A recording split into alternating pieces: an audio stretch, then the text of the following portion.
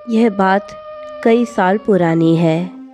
मोहन अपनी पत्नी मीरा और अपने 2 बच्चे काजल और आशु के साथ दिल्ली के एक छोटे से शहर में रहता था।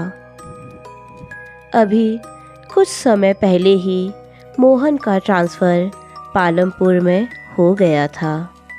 इस शहर में अब वे लोग बिल्कुल अनजान थे।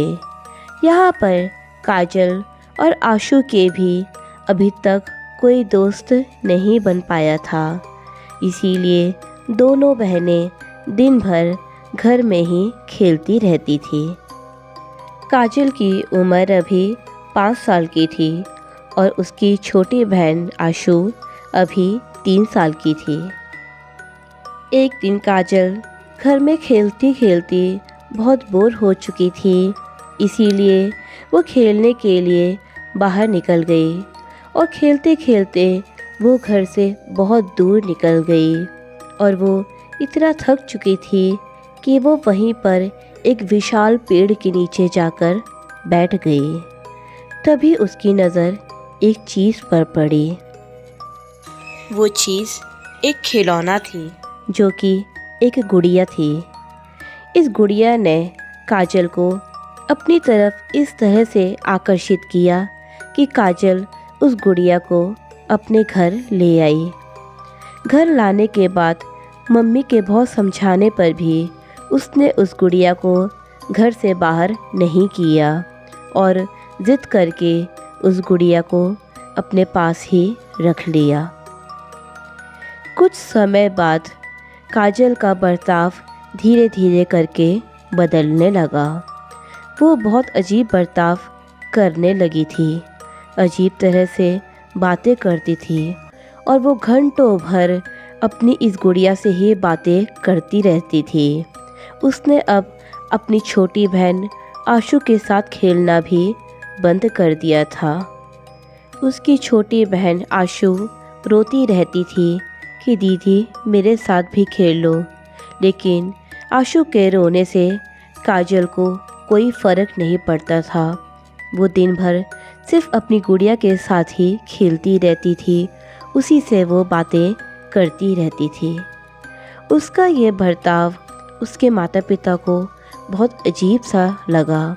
खासकर उसकी माँ को उसके इस बर्ताव से अब डर लगने लगा था। मीरा यह बात जानती थी कि इन सब की वजह वह गुड़िया ही है, इसीलिए वो इस गुड़िया को अपने घर से हटा देना चाहती थी। मीरा पहले भी 2-3 बार कोशिश कर चुकी थी कि वो इस गुड़िया को घर से बाहर कर दे, लेकिन काजल ने अपनी माँ को ऐसा करने नहीं दिया। वो इस बात को लेकर बहुत रोती थी और खाना भी नहीं खाती थी कि मेरी गुड़िया को मुझसे दूर ना किया जाए।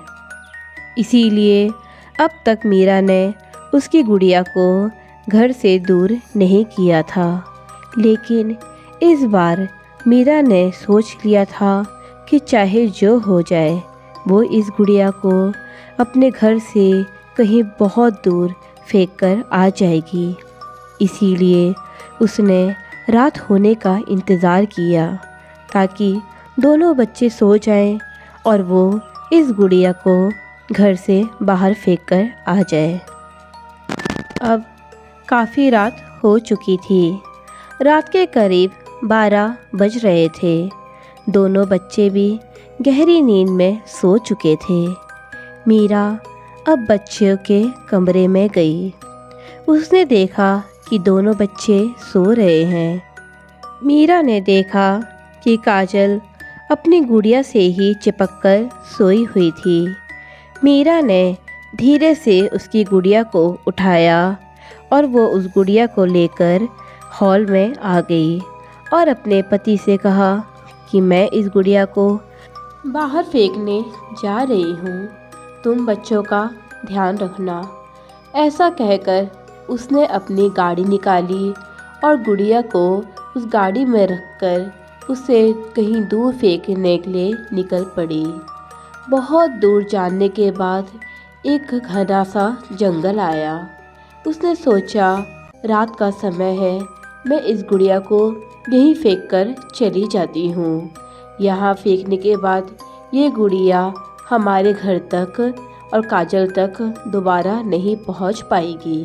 यह सोचकर वह उस गुड़िया को यहीं जंगल में फेंककर अपने घर को वापस चली गई। अब उसको सुकून था कि वो गुड़िया उन लोगों से बहुत दूर है। उसने सोचा कि मैं कैसे भी करके काजल को मना लूँगी और उसको एक इससे भी बहुत अच्छी गुड़िया लाकर ले दूँगी, तो वो भी मान जाएगी और अपनी गुड़िया को भूल जाएगी। लेकिन होनी को कुछ और ही मंजूर था। अगले दिन करीब सुबह 8 बजे मीरा जब अपने बच्चों को उठाने के लिए उनके कमरे में गई तो वहाँ का नज़ारा देखकर वो सन्न रह गई। उसके रोंगटे खड़े हो गए। आशु अपने बेड पर ही सोई हुई थी, लेकिन काजल नीचे ज़मीन पर बेजान सी पड़ी हुई थी और उसकी वो गुड़िया जो मीरा पिछली रात ही फेंक कर आई थी, वो गुड़िया उसके बगल में ही रखी हुई थी। इस दृश्य को देखकर मीरा को ये समझते हुए देर नहीं लगी कि कुछ बहुत बड़ी अनहोनी हो चुकी है। डॉक्टरों ने बताया कि दम घुटने की वजह से काजल की जान जा चुकी है, लेकिन ये सब कैसे हुआ इसका पता किसी को भी नहीं था, सिवाय मीरा और मोहन के। मीरा और उसका पति वो दोनों ये बात अच्छी तरह से जानते थे कि ये सब उस गुड़िया ने ही किया है। वो लोग ये बात समझ चुके थे कि ये गुड़िया अब उनका पीछा नहीं छोड़ेगी और इससे आशु की जान को भी खतरा है। इसीलिए उन लोगों ने इस शहर को हमेशा हमेशा के लिए छोड़ दिया और वो लोग दूसरे शहर चले गए।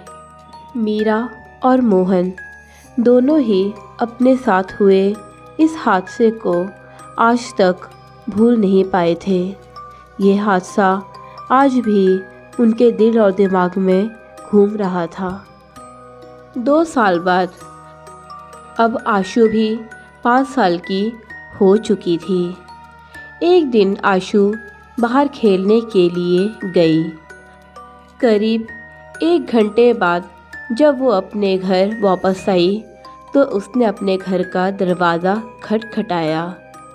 मीरा ने सोचा कि ये आशु ही होगी, इसीलिए वो जल्दी से दरवाजे की तरफ दौड़ी और जब मीरा ने दरवाज़ा खोला तो यह दृश्य देखकर उसके रोंगटे एक बार फिर से खड़े हो गए।